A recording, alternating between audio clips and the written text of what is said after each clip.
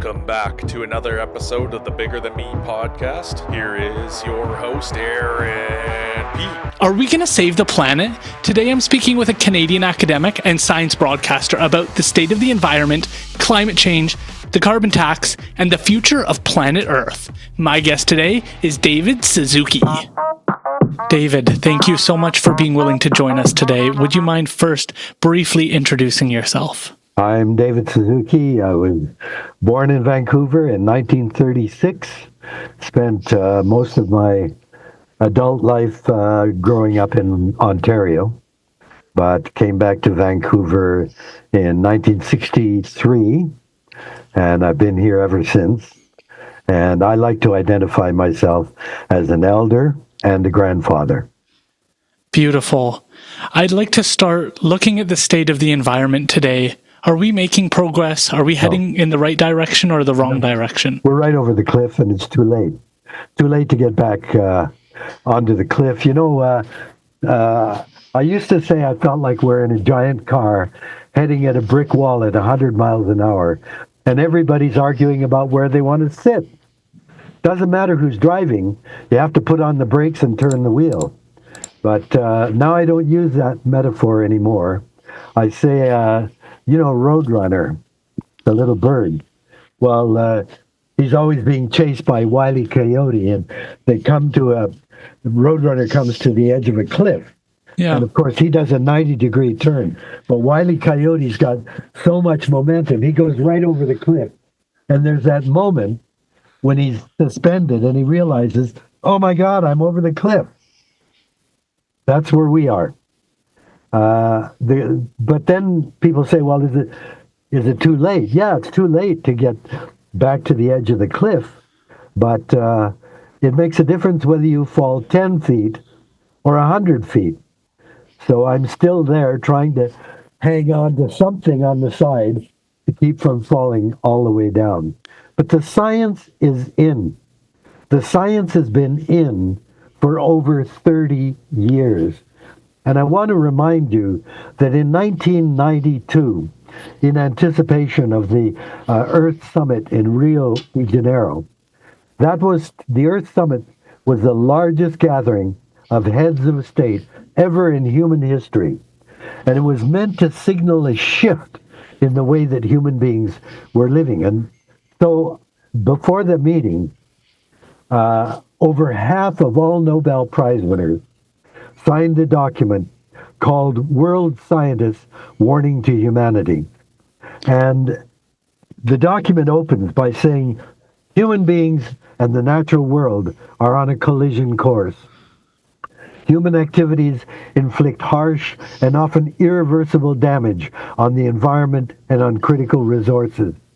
If not checked, many of our current practices put at serious risk the future we wish for human society, and may so alter the living world that it will be unable to support life in the manner that we know.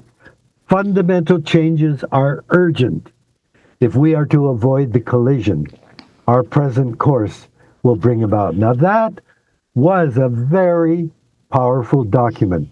They then listed the areas where we are colliding with our environment: the atmosphere, the ocean, fresh water, species extinction, and it just goes down the whole list, forestry and so on. And then the document gets even more grim. It says, no more than one or a few decades remain before the chance to avert the threats we now confront will be lost, and the prospects for humanity immeasurably diminished. They then call for action in 5 areas that have to be started immediately. I don't have the document, so I'm doing this all from memory.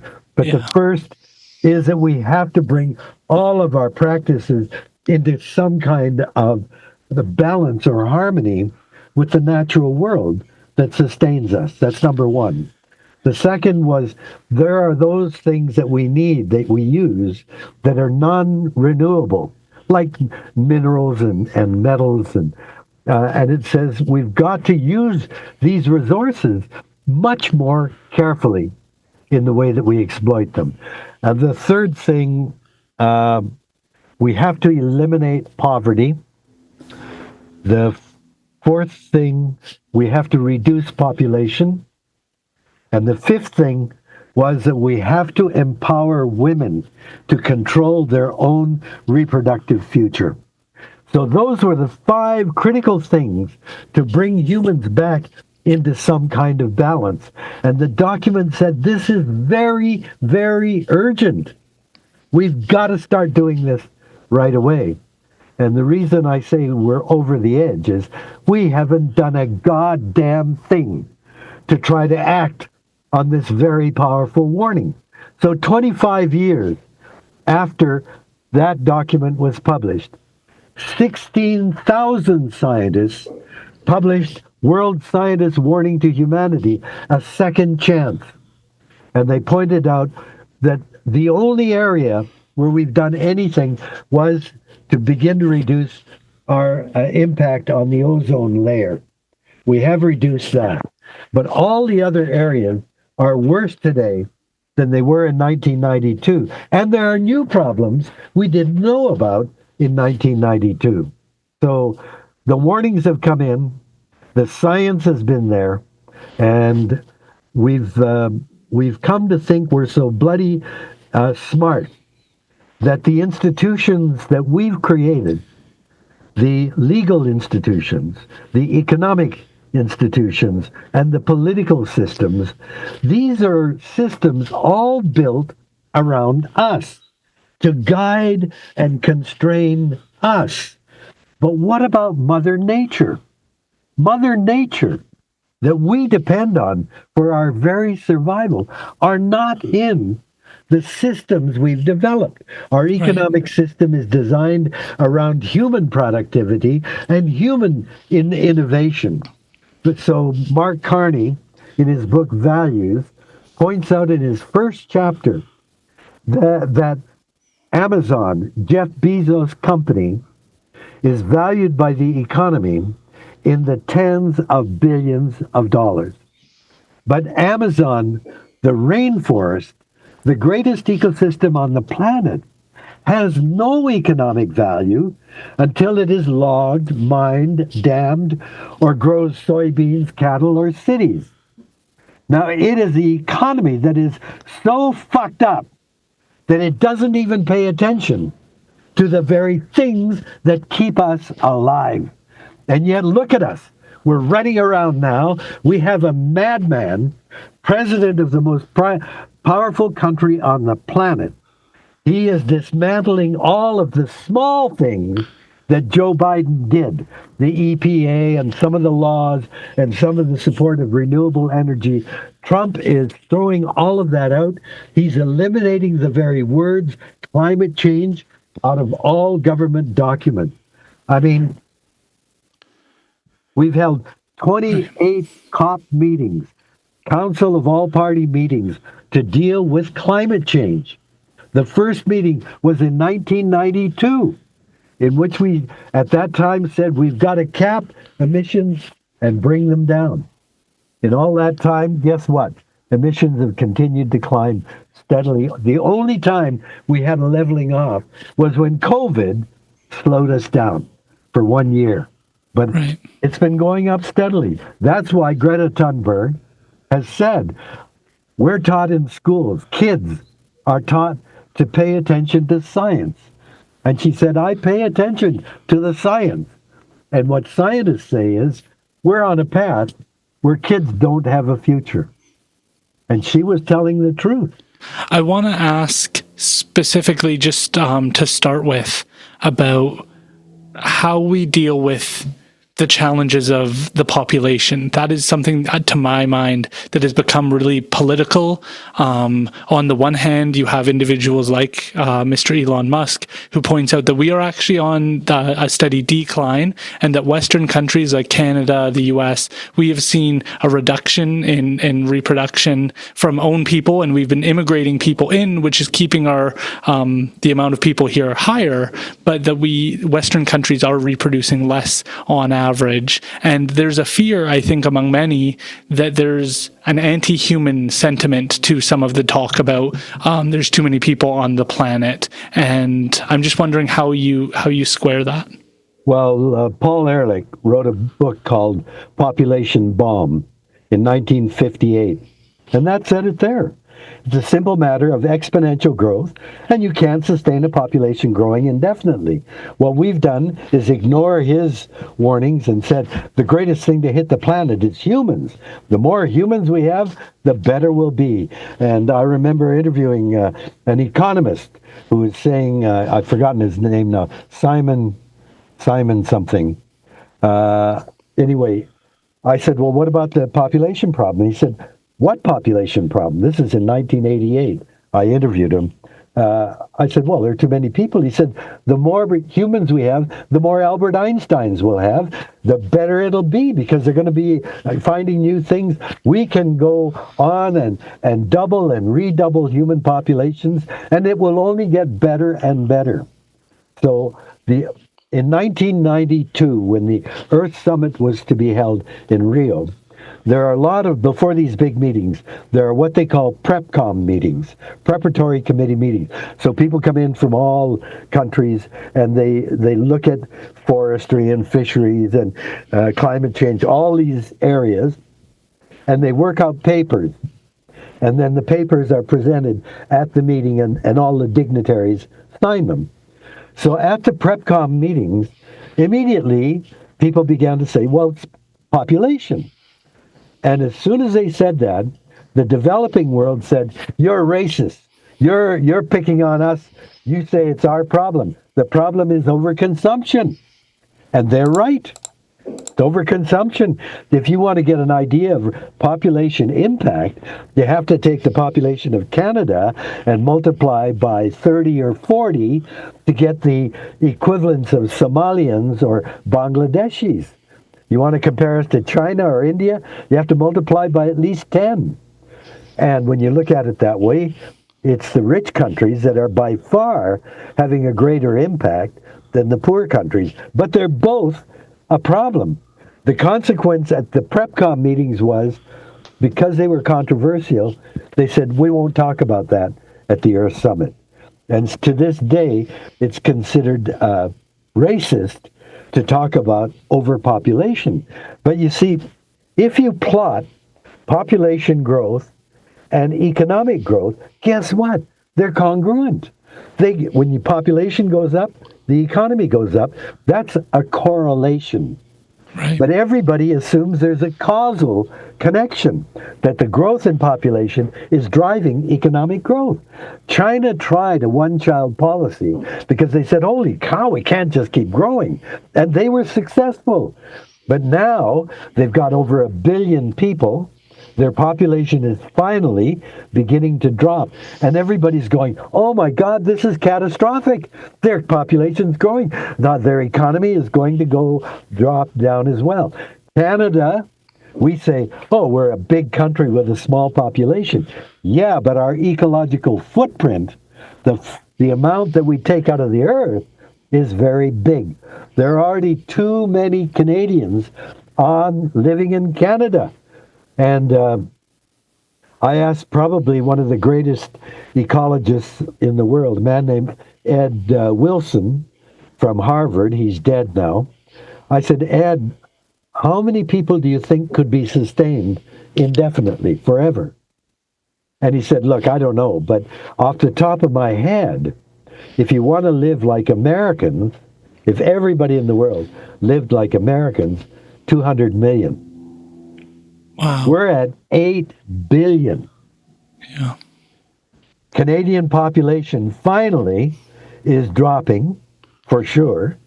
And even environmentalists are saying, this is disastrous. We've got to keep using immigration to keep that curve going up.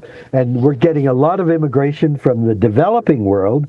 We want to take them from countries that are have a low ecological footprint, bring them to Canada and convert them into high consumers to keep our economy growing. This is crazy. We've got to talk about degrowth in the economy, degrowth in the population. But that is considered lunacy by most people. Look, up until very, very recently, human beings understood that we were a part of nature. Even after, for 95% of our existence on Earth, we were nomadic hunter-gatherers. What does that mean? Every day, we had to go out and find our food. It boggles my mind that all of our ancestors had to go out and find their food every day. They didn't know how to smoke their food or can it or refrigerate it. They had to find it.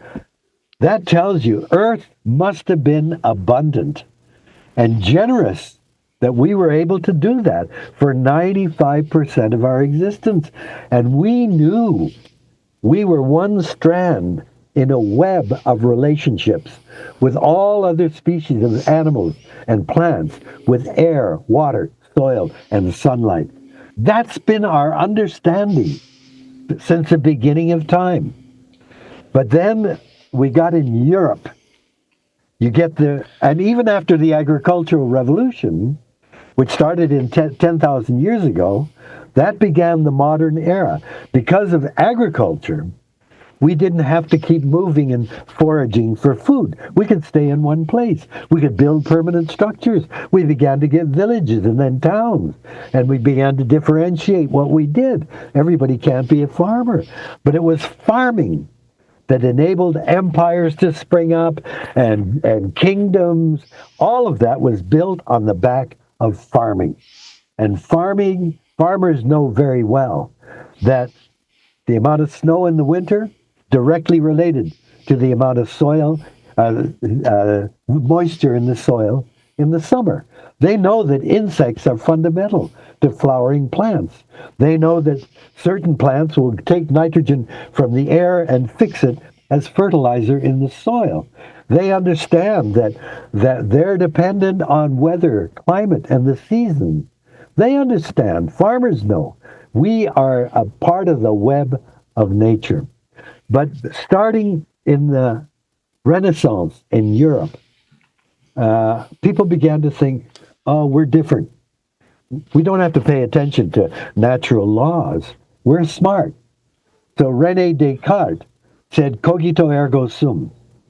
Bet you never had any Latin, did you? No, haven't had any Latin come up yet. I studied Latin for 4 years in high school, and this is the only time I can show off with it. Now, cogito ergo sum means I think, therefore I am.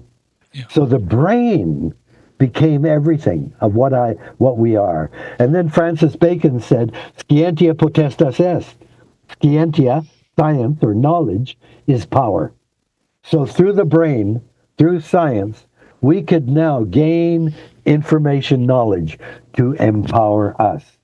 And then we had Isaac Newton, who then at that time said, look, the universe is like a giant clockwork mechanism.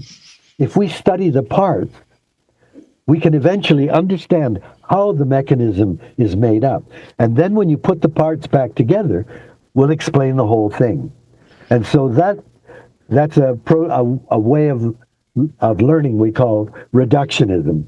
Reduce nature. Look at a small part of nature. Focus on that part, and you learn a great deal about that part. The problem is that when you take that part and put it in the whole system, it behaves in a totally different way. What we're studying is not a bit of nature, it's an artifact. It's a creation. But in the real world, you put a plant in the field, it rains, it snows, winds blow, all kinds of things happen that you don't see when you focus. And so the whole reductionist thing we find doesn't work. And yet most of biology and science today is reductionist. We focus, And so what happens? You have biologists that say, oh, our caribou populations all across Canada are disappearing. Wolves eat caribou. So that must be the problem. Kill wolves. This is the stupidest goddamn idea that we're going to manage these animals as if, knowing wolves eat caribou, and if you kill wolves, we do all these things. And we shoot them from helicopters, which is insane. Insane. We drop poison carcasses onto the fields, and the crows and ravens and everything else eats those. It's the same thing with our orca, the southern resident orca, now reduced to 72 or 73 in population. And for some reason, this group of whales eats primarily Chinook salmon. That's really weird. What is it about it? But, Chinook salmon are the target of sport fishermen. They love Chinook salmon. They're big. They fight hard. So, okay, well, we'll put a zone around the orca and not fish for Chinook. And somehow that's going to give them more. This is the stupidest goddamn way of managing it, because in all of these management process, we never look in the mirror and say, look, the cause of all of this is that incredible predator. This invasive species, humans. We got it. Managing those populations means pulling us out and leaving them alone. But we don't do that. I'd like to let me finish this. So we get the Renaissance now elevating the brain. Then a few hundred years later, you get the Industrial Revolution, and suddenly you've got machines that can move us at great speed, that move enormous weights, that can cut the tops of mountains and shift them. And these can do things, the machines can do things no biological creature can. And we, through the Industrial Revolution, we said humans are so smart. We don't have to pay attention to nature. We can fly fast. We can fly like a bird. We can fly faster than the speed of sound. We can drill through the crust of the planet. We can live under the ocean. We can escape gravity and live in outer space. And so look at us, You get Elon Musk, and he's I'm going to go to Mars. The planet's totally fucked up. I'll leave them and go to Mars. But we're so smart. This is, the sooner he goes, the better. Get him up there. Support Musk. Go and take all your cronies with you. But then you come to where we no longer think we live in a web of relationships. We're so smart, we don't have to pay attention to nature. We now live in a pyramid. We're at the top. Everything down below is for us. And all those environmentalists are mouthing out, yeah, we'll be more careful. But it's all ours. And so that's the problem now, is that humans have become so powerful, but with so little understanding of the reality that we're not in charge. You look at the age of exploration. When Europeans discovered a way to go over vast distances, they could navigate, so they knew where they were by the stars, and they could find their way home. Once you could do a return trip, then the age of exploration began. And guess what? Those Europeans, the Spaniards, the Portuguese, the English, the Germans, the French, they discovered new places. They were already inhabited by colored people. In Africa, in South America, North America, Australia, everywhere there were already people, but they called them savages. They said these primitive people, they don't look like us, they don't dress like us, they don't even speak our language. I mean, they're primitive people. And we just went after, we weren't interested in how could they survive here for thousands of years. We didn't care about that. We just said, hey, I want that gold there, or those trees are great for the masts of ships. And we started to go, those damn native people, they think they own this land. They're a pain in the ass. Genocide, get rid of them. Cultural genocide, get rid of them. They're in the way of us getting. And the tragedy is, of course, those people all over the world who had lived there for thousands of years, their body of knowledge, indigenous knowledge, was the blueprint for how you live sustainably in place.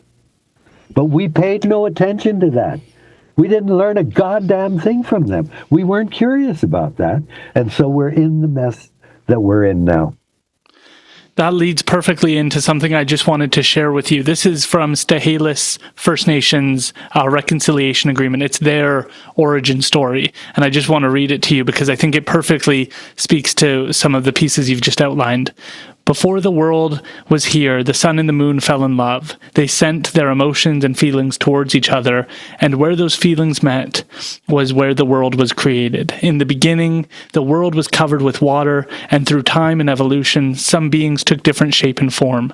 Some became the winged, some became the four-legged fur-bearing, some became the plant people and the root people, some became the ones that swim in the rivers and oceans, and some became the humans. Early in time, we, the humans, were the weakest and needed the most help to survive. All our relations felt sorry for us. They took pity on us. An agreement was made where they agreed to give themselves to us for food, shelter, clothing, utensils, and medicine. The only thing they asked for in return was to be respected, be remembered, only take what we need, share with those that are less fortunate, and to not gather or harvest at certain times and places to allow them to reproduce. Before we gather, harvest, or hunt, we say a prayer of forgiveness and a prayer of thanks to all our relations for taking their life to feed our family. We commit to use everything, and we will share with those that are less fortunate. In honoring the sacred agreement, we are the stewards of the land, environment, the winged, the four-legged, the plants, and the ones that swim in the rivers and oceans. I don't know how to... That's it. The tragedy is it's there. That's it. That's the way we have to live. But we regarded the people that say things like that as savages. The tragedy is, there's huge change happening in Canada now. We use words like reconciliation. Listen, we desperately need to understand what those words mean and to know how profound those are. You see, the Indigenous people in North America, they weren't always here. 10,000 years ago, Canada was covered in a sheet of ice miles thick. That, when the ice began to melt and animals and plants began to return, then we found our way in and we followed them. And we made mistakes. We did. Some things were easy to catch. They were yummy, and we took them. When I hear Haida, I have the Haida grandsons, so I know their culture, and you hear the Haida legend. They talk about when the plants began to come back and the order in which the trees came back, and they all make sense. But then people got greedy. The Ulikans used to come into Haida Gwaii, but people got greedy, said, wow, look at this, and they took them. And guess what? They went away. They're not there anymore because people were greedy. That's what you learn. All of that knowledge is embodied in what we call Indigenous knowledge, traditional knowledge. That was acquired through experience. People, the evidence of science is that we began as a species 200,000 years ago in Africa. I keep waiting for the Ku Klux Klan to invite me to speak so I can tell them we're all Africans. What the hell's your problem? But from Africa, after 40 to 50,000 years, we began to move. Try to imagine Africa 200,000 years ago. The savannas were filled with animals and plants beyond anything you would ever see on the Serengeti today. The abundance was enormous. And the little clumps of 3, 4, or 5, these funny-looking, two-legged, furless apes, that was us. Not very impressive. But we lived there for 40 to 50,000 years. And then, we don't know why, but we began to move. And probably there were enough people to have tribal disagreements and battles over territory. Maybe we depleted certain resources. I like to think it was teenagers looking for excitement over that mountain or across the desert. We now know that humans bred with Neanderthals. Maybe they said, well, there's some good-looking Neanderthals over there, and they're not as smart as we are, so it'd be easy targets. But whatever the reason, we began to move. And we moved into new territory. We were an invasive animal. We didn't know how the rules, oh, wow, look at all these birds without any wings. They're easy to catch and they're yummy. And we killed them. And the big, slow-moving sloths, even with a stone axe, you can kill them. If you follow the movement of humans, and we moved on foot, carrying everything we own, when you follow our movement, you see extinction of the slow-moving, easily caught birds and mammals, because we were an effective predator. But as we moved into new territory, then we learned, holy cow, we shouldn't have killed so many. And we learned through experience the things that work and the things that don't work. That's the essence of Indigenous knowledge. Through trial and error, through mistakes and successes, through observation, we learned how to live in balance with the earth. And the Indigenous knowledge is place specific. It's for that area of earth. And it's priceless. No science will ever replace that knowledge. And we're right now at that critical point where so many of those knowledges and languages are right on the verge of extinction. And each time we lose a culture, that's catastrophic, because we'll never get that knowledge back again. So that's where we're at now. So I'm going to put this to you, and I would love your feedback, because this is something I hear fairly often. So it's something I'm sure you've experienced. There's this argument that I've heard that extinction level events have happened throughout Earth's history, throughout our solar system, that extinction is not uncommon. It's not something to feel uncomfortable with. Like you describe, we have periods of time where the dinosaurs were here. Now there's not dinosaurs. So that this happens throughout history. And from what I've heard from individuals like Mr. Musk, the argument is we can either have a species that's willing to try and escape this planet and become multiplanetary, because life, regardless of what form it comes in, could be destroyed. We're in the height right now of a solar storm as of 2025, and that puts us at risk of solar winds and all of these different challenges. We could have an asteroid hit in BC. We just had a large earthquake. Lots of different things could happen. A supervolcano could wipe out all of life on Earth instantaneously. And so there's this argument that no matter what humans do, even if as flawed, and I always like to connect what you're describing with the problems that humans bring as original sin, because there's such a deep connection there to me, that we are flawed, we bring so many problems, we are imperfect creatures, and we operate imperfectly. But how do we balance this with the fact that there is this argument that we should prepare and we should start to dream big again, and to start to expand ourselves and go, okay, well, we could bring life, we could do what Noah did with the ark in that story and take life to different planets. We could start to try and become multiplanetary. What is your feedback on that expansionist mindset? Well, he's absolutely right. Extinction is normal. In fact, extinction is necessary, because in the 3.9 billion years that life has existed on this planet, the conditions of the planet have changed enormously. 3.9 billion years ago, just as cells were starting to appear, the sun was 30% cooler than it is now. The sun's 30% hotter today than it was way back then. We have had these great tectonic plates have pulled apart, moved, crashed into each other. Mountain ranges have come up, worn down. Oceans have filled, emptied. We've had warm periods and ice ages. Intermittently, the magnetic poles have reversed and re-reversed. All kinds of things have happened. And life has persisted and flourished. How? By the elimination of those that were there before these catastrophic changes. And from them, we drew out those that were best adapted to the new conditions, and life evolved and changed. 99.9999, 4 decimal points, percent of all species that have ever lived are extinct today.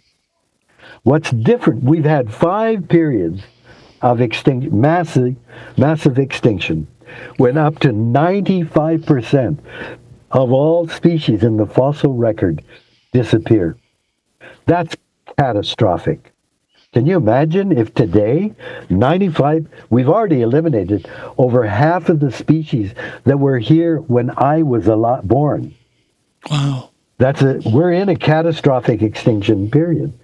But after 95% were gone, life recovered. Different, but guess what?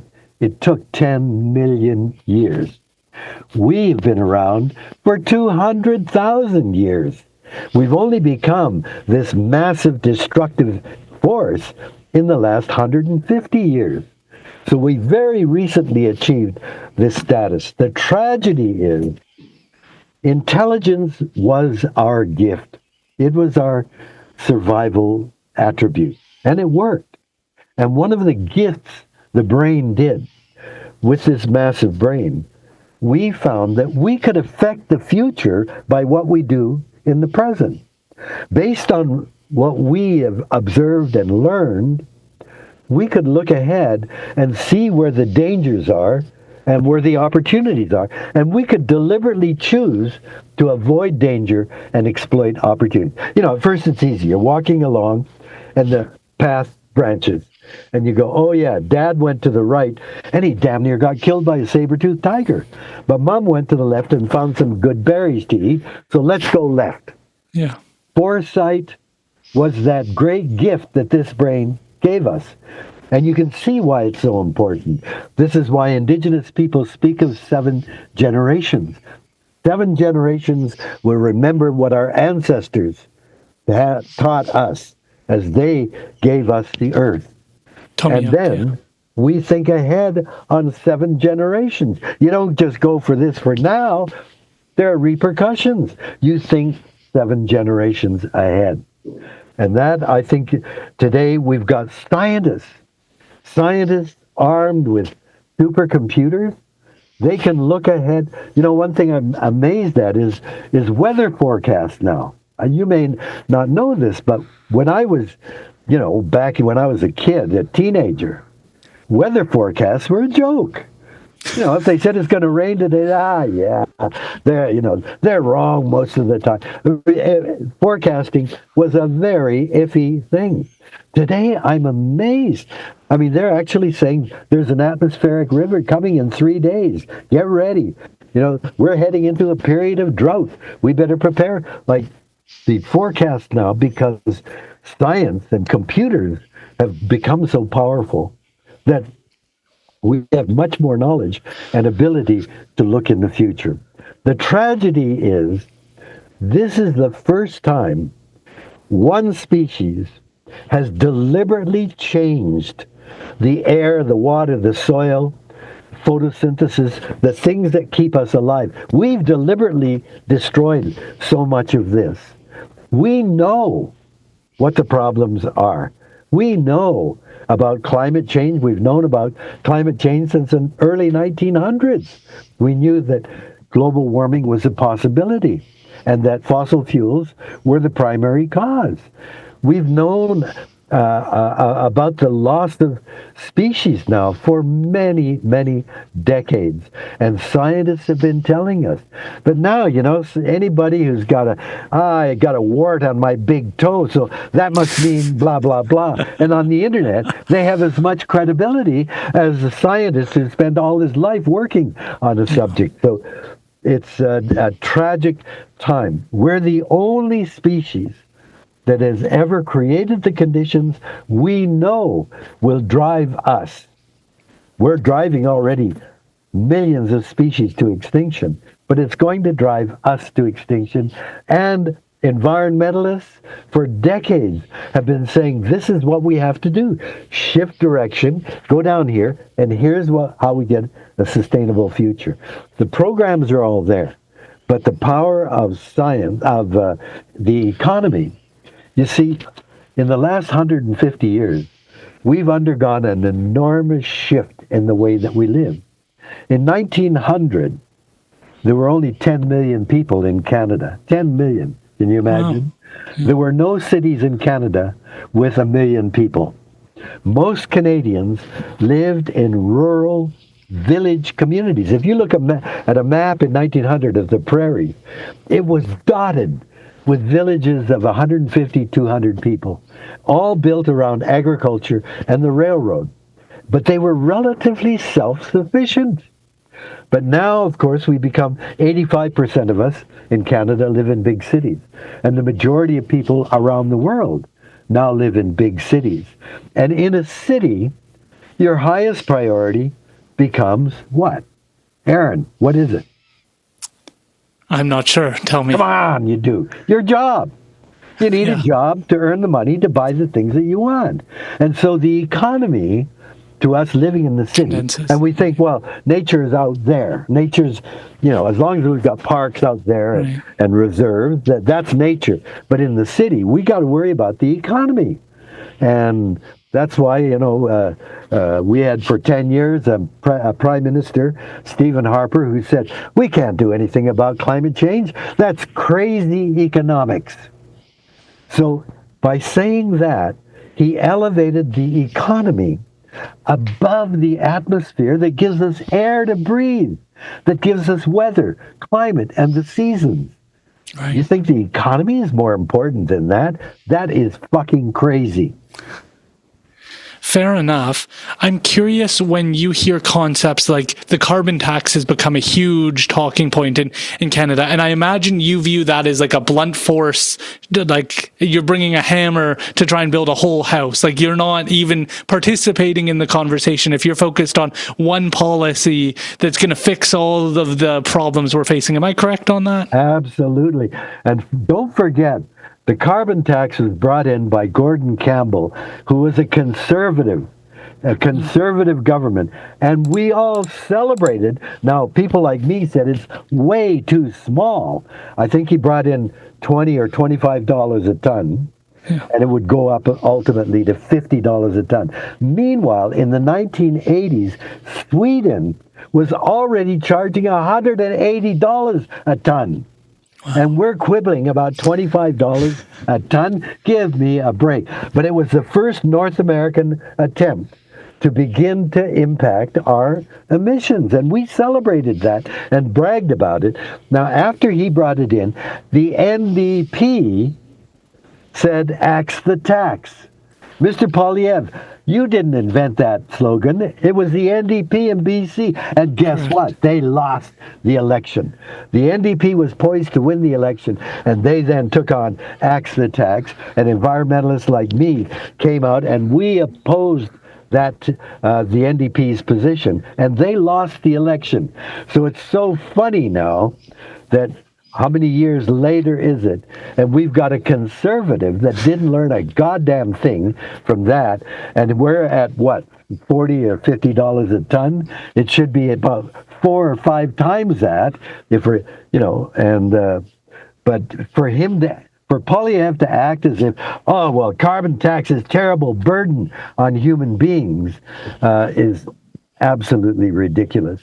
But we're in a terrible state. We have Poilievre poised, possibly, to take over Canada.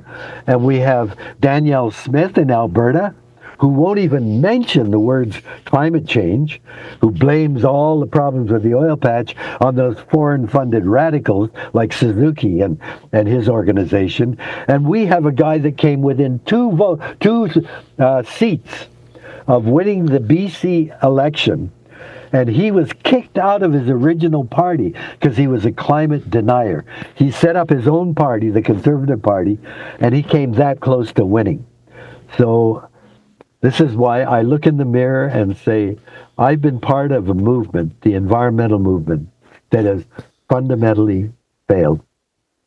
Why do you feel that way? What do you think? Look where we are. 100%. But what do you think happened? Like, where did the conversation go wrong? Is it just ramming up against the economy and like that's too important to people? Where is money?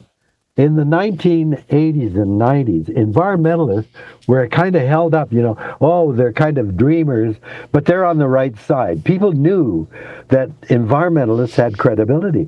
And the corporate community said, shit, we got to be smarter about this. And they began to set up groups, the share groups in BC, share the forest. Don't let those greedy environmentalists stop the logging here. Share the forest with everybody. And, they started saying it's those foreign-funded radicals. You got to get rid of the foreign funding that's coming in to environmental groups. And they began to pour at the very time they were the most profitable sector in society. They were still taking huge amounts of tax dollars in subsidies, and they were spending, ultimately, hundreds of billions of dollars in a campaign of disinformation to say this is not true. Even though we know for a fact that in 1959, Edward Teller, one of the great physicists in the world, spoke to the American Petroleum Institute, the API, and said burning fossil fuels is creating a problem of warming of the planet. That if you continue on the way you're going, by the year 2000, it could very well be catastrophic. They have known since 1959 that the science was in. And their own scientists, Exxon's own scientists, in the 1960s said, Teller's right. Our data, our experiments show he's right. We're putting out greenhouse gases. It's going to warm the planet. So the industry, to me, this is the height of evil. In the name of profit. And the more profit, the faster we can get it, the better. You don't think those fossil fuel CEOs know damn well the implications of climate change from burning their product? But they won't spend a nickel trying to find. They should call themselves energy companies, not oil companies.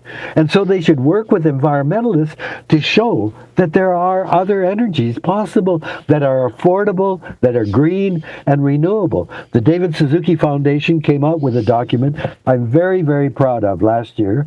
Working with the University of Victoria scientists, we've shown that Canada could have its complete electrical grid powered by affordable, renewable, green energy by 2035. We don't have to burn fossil fuels for our electricity if we make the commitment now and pour the money into it. We can do it.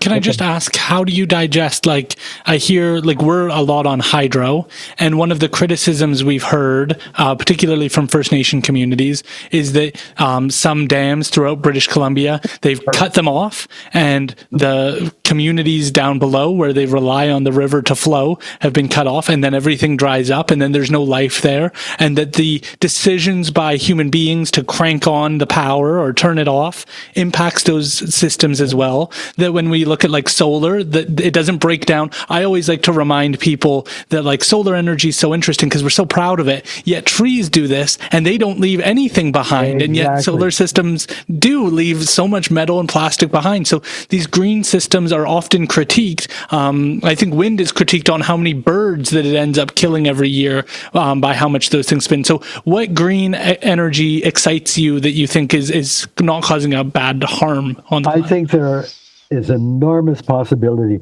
We're just at the cusp.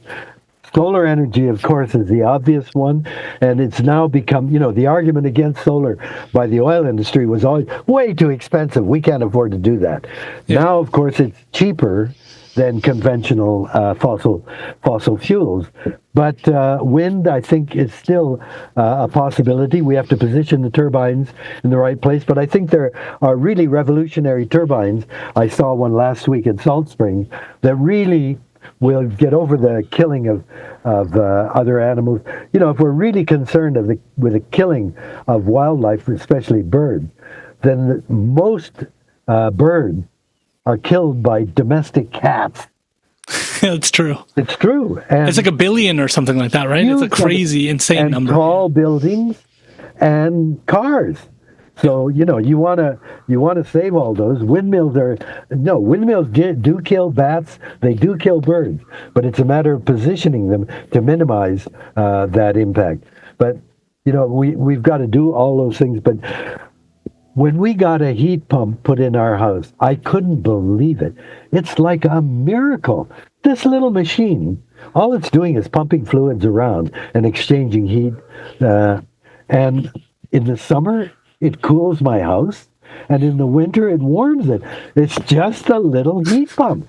Like, why the hell haven't we had these for 50 years? We think we're so smart, Yeah. but the potential, I think, is enormous. But I take my hat off to Elon Musk for the way he drove electric cars onto the agenda. There's just no taking away from the way that he did. He made EVs what they are today. Yeah. The problem, of course, is electric cars aren't a solution. They simply minimize our impact. We shouldn't be owning private cars. Public transit should be the way that we go. For longer distances, maybe you could rent a car or something. But the idea that everybody's got to own a car, especially in a city, is just bloody crazy.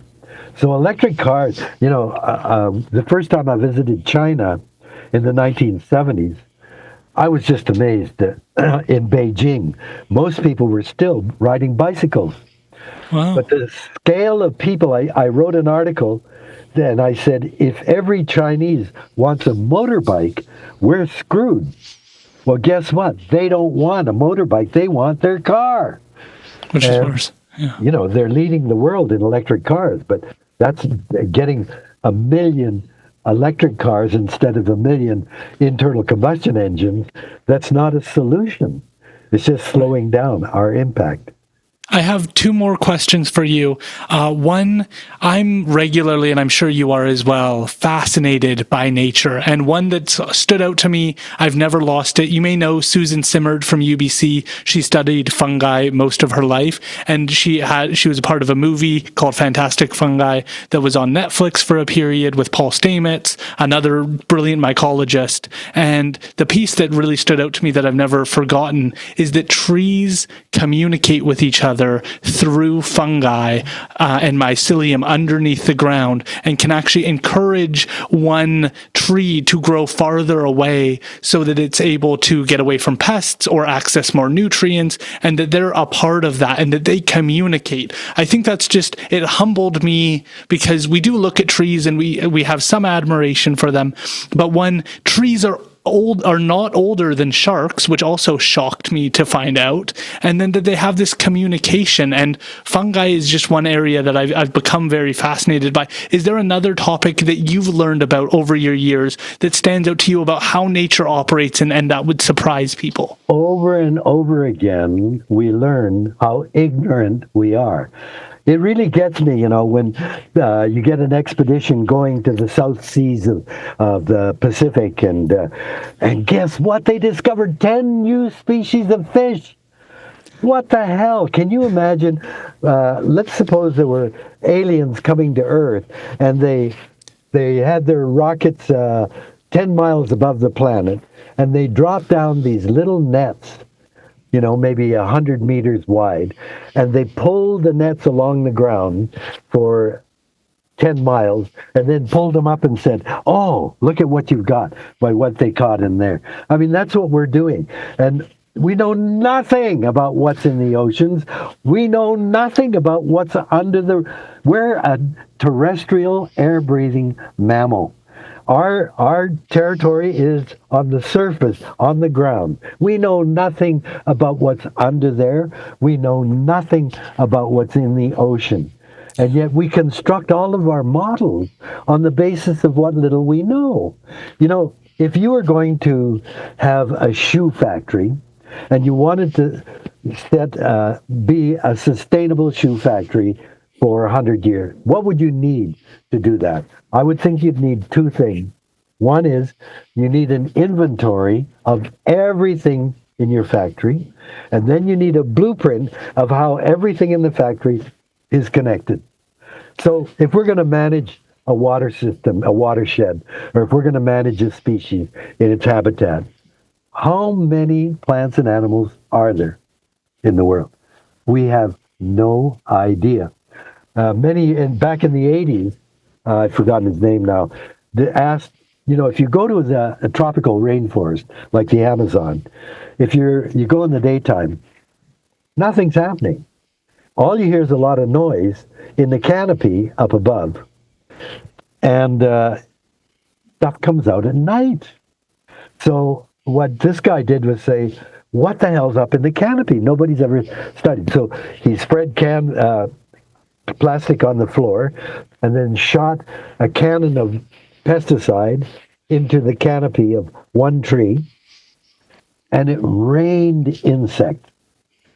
And almost all of them had never been seen by a human being before. Wow. So you've got Neville Winchester, who was a PhD student at the University of Victoria, went to Clayoquot and said, Western Canada Wilderness has set up a canopy camp up in Clayoquot, and I'm going to do my PhD study in the canopy of Clayoquot. Guess what? He discovered virtually everything up there he'd never seen before. Has the highest concentration of carnivores of any ecosystem on the planet. Wow. Carnivores, spiders. There is such a diversity of spiders living on the insects up there, like a whole ecosystem we knew nothing about. And yet we develop all these models of management. Now, in the oceans, up until 20 years ago, our whole ecosystem was, the picture of the way it was plankton, or at the bottom, phytoplankton and zooplankton, animal and plants. And then the plankton are eaten by bigger animals, and you go up the food chain to salmon and whales and so on. But then about 20 years ago, someone discovered there are cells smaller than plankton. Our plankton nets are the mesh is too big, and they discovered picoplankton, which are 10 times smaller than phytoplankton. And today, they think picoplankton are responsible for half of the CO2 absorbed by the oceans. And yet, our whole model didn't even know they existed until the thing I've discovered as a geneticist, every time you do an experiment and you make a discovery, what you really discover is how ignorant we are. Because you pull open that little bit and then realize, oh my God, the ramifications are so great. You discover our ignorance. But we act as if every discovery is, yay, we're going to make money on it. It's just crazy. So when I look at a tree, the tree should be the model for the way we live. When a tree seed lands on the ground, it's stuck. It can't say, oh, what a shitty piece of land. There's not enough water. It's stuck. And once its root goes down, it's there forever. And you think how modestly it lives. All it takes is water, carbon dioxide from the air, and sunlight to give you the energy. And it creates its entire structure from those three components. And all the time it's growing, everything wants to eat them. Why do you think the cedar forests in Haida Gwaii are in such trouble? Because the white people that came there went, oh, these poor people, all they've got is seafood. They must be starving. Let's bring deer here. And of course, when they brought the deer love baby cedars. They just wiped out the small cedars, and they've been very, very destructive. So, we just don't know anything. And now you see we've got this problem with climate change, and we know that we're warming the planet at a catastrophic rate. So we think, oh, well, we're so smart. Sunlight's coming down. Let's put up shields. Let's put up a giant umbrella. and reflect the light. Or let's spray sulfur compounds into the atmosphere. David Keith, a Canadian who's at the University of Chicago now, making huge bucks. And his idea of geoengineering the planet. We'll have a fleet of 747s spraying 24 hours a day, spraying sulfur that deflects lights, and so they will behave like a volcano, and it will cool the planet. But the problem is that jet planes that are flying 24 hours a day are emitting all this carbon. So every year, you haven't stopped climate change; you've just held it up. You have to add more sulfur because so. You can see this is crazy. Yeah. My last question for you. I've had the opportunity to interview Rick Hansen, another Canadian icon. Yourself, you're an absolute legend. And my fear is, you mentioned Greta Thunberg. We have so many legends, but we don't have, to me, from what I see, a new generation of people taking up the torch and carrying it forward to the same extent that individuals like yourself have, individuals like Rick Hansen, Terry Fox, individuals who they went farther than anybody had ever gone or anybody thought to go. How can we carry on your legacy? Well, after Greta, now first of all, you have to remember, there was someone before Greta, and that was my daughter, Severn. And, I would hope you could play her UN talk at the Earth Summit when she was 12 in 1992. So the Europeans call Severn the first Greta. And but she was saying all the things that Greta's saying. And with Greta, she's had a huge impact. It was so powerful. The image of her sitting all by herself with a sign that just said, "Stop climate change." It was one of those pictures that shocked and moved the world. And tragic, and you saw Greta's springing up all over the place. In Canada, there were all kinds of teenagers that were getting up, and they were, Greta was their great idol, and they were copying Greta. But COVID hit. And COVID really took the wind out of their sails. And that's one of the tragedies, that something big had been built by Greta, and it was happening all over the world. But Can I just push back a smidge? You earned everything that you had done. You had done years of research. You're an absolute expert in what you know. And I'm not trying to fault Greta, but the challenge is there isn't a person who knows as much as you on that field that's doing what you did to the same extent. She raises awareness, which is an absolute, to your point, an absolute pivotal piece, but she doesn't bring that wealth of knowledge and expertise and training and education and validity and scientific research and rigor that you have been able to bring, that Bill Nye, the science guy, brought, that individuals carried the scientific execution alongside a passion for protecting the planet. Well, you've got to remember that Greta was building on the science. She wasn't saying, I know all this stuff. She's just saying, I take the science seriously, because that's what I was taught in high school. You don't need an expert when you've got the scientists. The tragedy now is, there's so much talk about the elite. The elite is such a degrading word that you look down on anyone who's an elitist. So, there was a time when I began in television when scientists and doctors were at the highest level of public respect.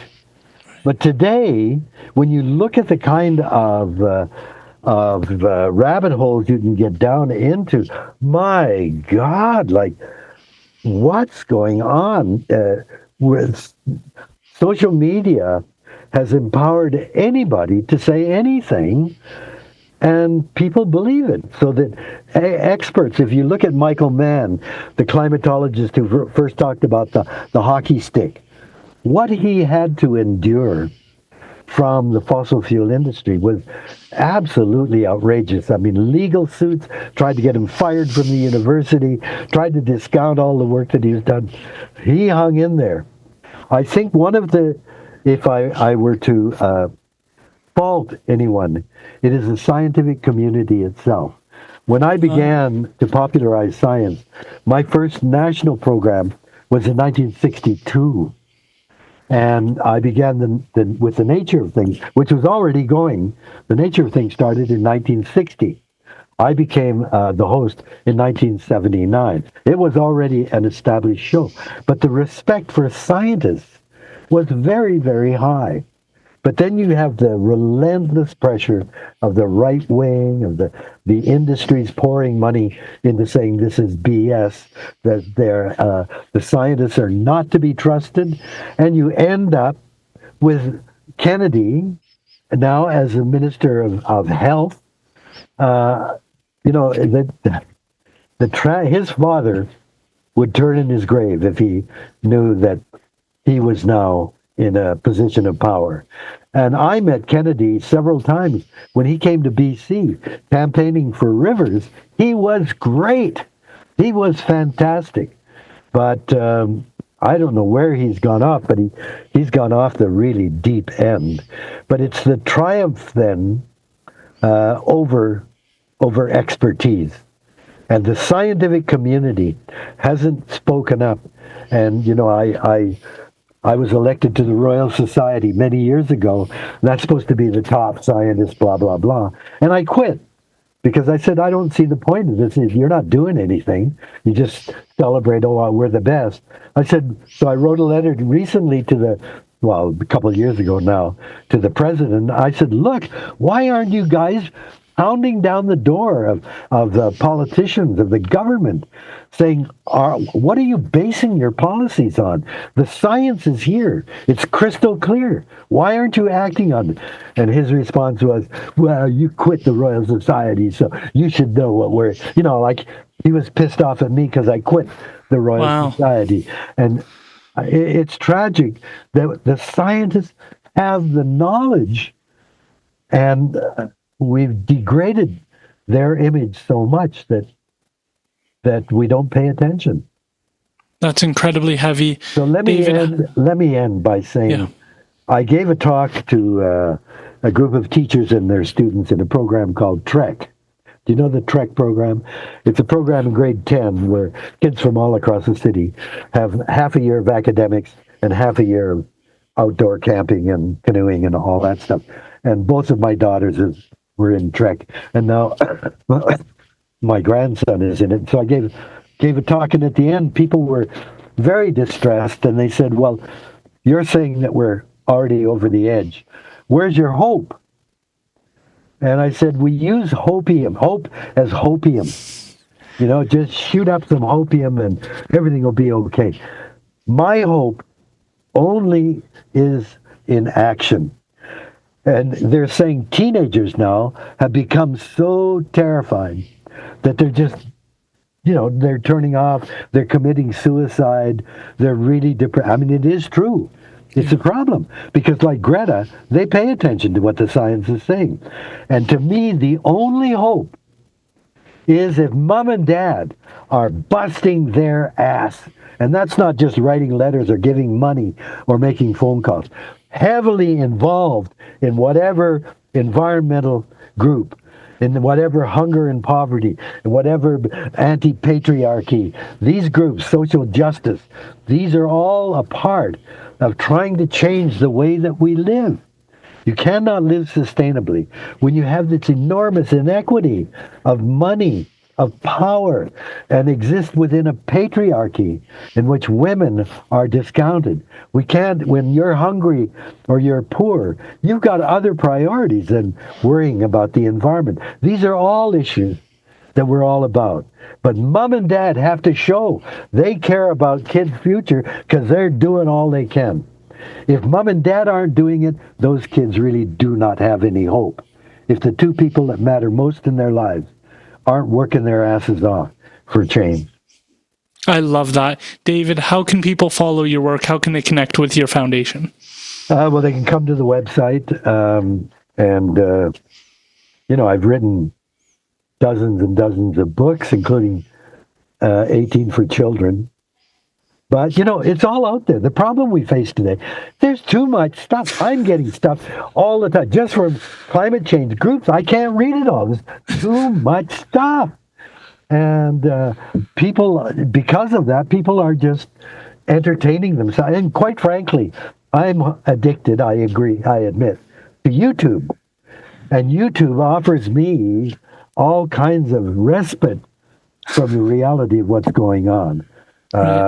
So, I mean, I love what I can get on YouTube, but I think, when the Intergovernmental Panel on Climate Change came out with a special report saying we must not allow temperature to rise more than 1.5 degrees above pre-industrial levels by 2021. That was the call. That was it. That's the target. The next day, so the media, there were some reports in the papers. The next day, marijuana became legal in Canada. And guess what disappeared from the media? So in 2019, I think, the United Nations came out with this terrifying report on biodiversity that, as I said, showed over half of the species that were on the planet when I was born in 1936 are now extinct. And I went, oh my God, we're in a major extinction crisis. The next day, Harry and Meghan had a baby. And guess what disappeared from them? We're not serious about this. Oh, no. That's not good. David, it has been an honor to speak with you. I want you to know that I really appreciate the uncensored nature in which you've talked. I think the way you're speaking is how we should start talking about these conversations about how we're addressing the issues. I view your name as connected with caring about the environment. When I've told people I have the privilege of speaking with you today, they go, oh yeah, I need to do more to do right by the environment. I need to start paying attention more. Like, you are connected with that in such a deep way that I just have such admiration for the work you've done. And I just appreciate you so much. Thank you, Aaron. But I have to tell you, everything I've learned about the environment, everything I've told you, I've learned from Indigenous people. Oh. And my gratitude today is that people have fought to retain their culture and their language. And if you knew the forces that this government has imposed to try to stamp the Indian out of them, to stamp out that culture, they are the true survivors. And we should be so grateful that they've hung on to those vestiges, because they have so much to teach us.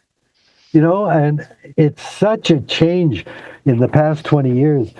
When I started with the nature of things, if we were doing a program on alcohol, we wouldn't hesitate to show a drunken First Nation person on Skid Road. We'd throw it up there. Wouldn't even think about it. That was the stereotype. Today, nobody would dream of doing that. You can't go to a meeting in Canada without beginning by acknowledging the traditional territory of the Indigenous people. So now we're ready to take the next big step. If it's the traditional territory, give it the hell back. We say this is Crown land. That's not Crown land. That's Indigenous land. Give it back. And if we say, well, I mean, we own property now in Vancouver or Toronto, okay, but we still say it's Indigenous territory, unceded, pay rent. And if we can do that, that will empower those communities, the land protectors. It'll empower them so that they have enough land to practice their knowledge base, to put that into action. But we've got to support them in this fight, and we've got to learn from it. This is no longer just a case of social justice for the First Nations. This is for survival of us colonialists here, our settlers. They are the source of the knowledge we need and the values and the perspective that we need to come to grips with the crisis that we face today. So what a beautiful way to end. Don't acknowledge me. I mean, thank you for all that. Acknowledge those people that have fought to protect their territory. Thank you, David, so much for your time. Thank you.